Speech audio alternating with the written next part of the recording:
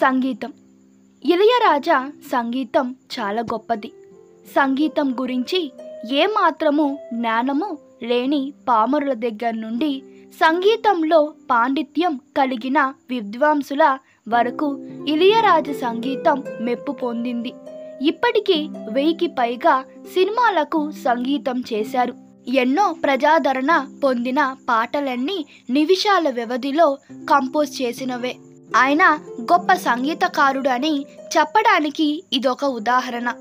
రాజా సంగీతం గొప్పదని చెప్పడానికి మరో ఉదాహరణ కూడా ఇస్తాను.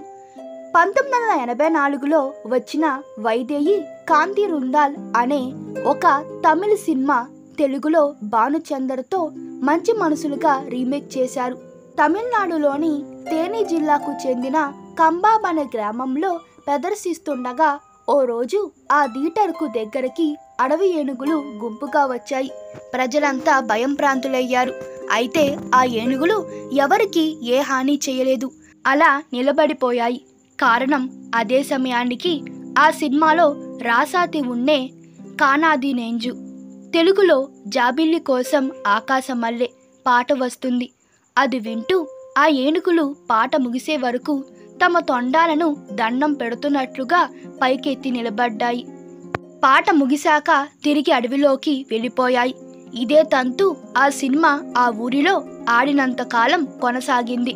సరిగ్గా ఆ పాట వచ్చే సమయానికి ఏనుగులు రావడం, పాట అయ్యే వరకు తొండాలు పైకెత్తి నిలబడడం, అయ్యాక తిరిగి అడవిలోకి వెళ్ళిపోవడం జరిగింది.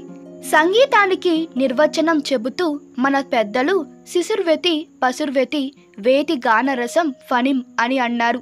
మనుషులే కాదు, ఏనుగులు కూడా రాజ సంగీతానికి స్పందించాయంటే చాలదా ఆయన సంగీతం ఎలాంటిదో చెప్పడానికి? ఈ వీడియో మీకు నచ్చినట్లయితే మీ అభిప్రాయాలు కామెంట్ తెలపండి. Please like, share and subscribe to my channel. Thank you.